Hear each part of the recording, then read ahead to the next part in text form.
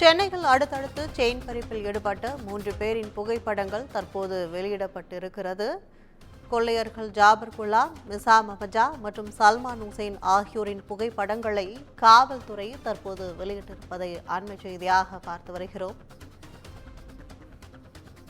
சென்னையில் அடுத்தடுத்து செயின் பறிப்பில் ஈடுபட்ட 3 பேரின் புகைப்படங்கள் தற்போது வெளியிடப்பட்டிருக்கிறது. சென்னையில் 6 இடங்களில் நகை பறிப்பில் ஈடுபட்ட 3 பேரின் புகைப்படங்கள் தற்போது காவல்துறை தரப்பில் வெளியிடப்பட்டிருக்கிறது. கொள்ளையர்கள் ஜாபர் குலாம், நிசாம் அஹமஜா மற்றும் சல்மான் ஹுசைன் ஆகியோரின் புகைப்படங்களை காவல்துறை தற்போது வெளியிட்டிருப்பதை அண்மை செய்தியாக பார்த்து வருகிறோம்.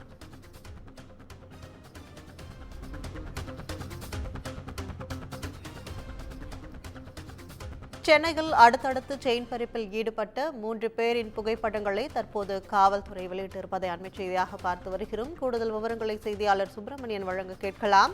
வணக்கம் சுப்பிரமணியன், கூடுதல் விவரங்கள். சென்னையில் தொடர் சங்கிலி பறிப்பில் ஈடுபட்ட 3 கொள்ளையர்களை போலீசார் கைது செய்தார்கள். அதில் ஒருவர் என்கவுண்டர் செய்யப்பட்டார். அந்த 3 பேருடைய புகைப்படங்களை காவல்துறை வெளியிட்டிருக்கிறது. குறிப்பாக ஜாஃபர் என்பவர் இந்த கொள்ளை சம்பவத்திற்கு, வழிப்பறி கொள்ளை சம்பவத்திற்கு மூளையாக செயல்பட்டவர் என்பது தெரிய வந்தது. அதன் அடிப்படையில் ஜாஃபர் மற்றும் அவருடைய கூட்டாளி 2 பேரை சென்னை விமான நிலையத்தில் வைத்து போலீசார் கைது செய்தார்கள். அதே போல கொள்ளையடிக்கப்பட்ட நகைகளோடு சல்மான் என்பவர் தப்பி செல்வதாக, ரயில் மூலமாக செல்வதாக தெரிய வந்ததை அடுத்து போலீசார் அவரையும் கைது செய்தார்கள். ஆனால் கொள்ளையடிக்கப்பட்ட நகைகள் அவரிடம் இல்லை என்பது தெரிய வந்தது.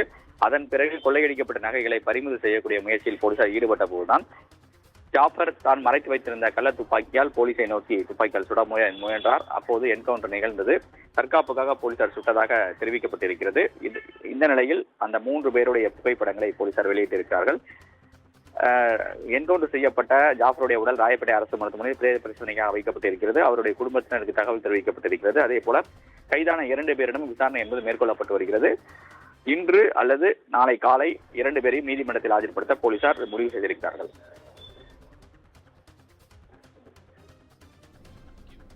விவரங்களுக்கு நன்றி.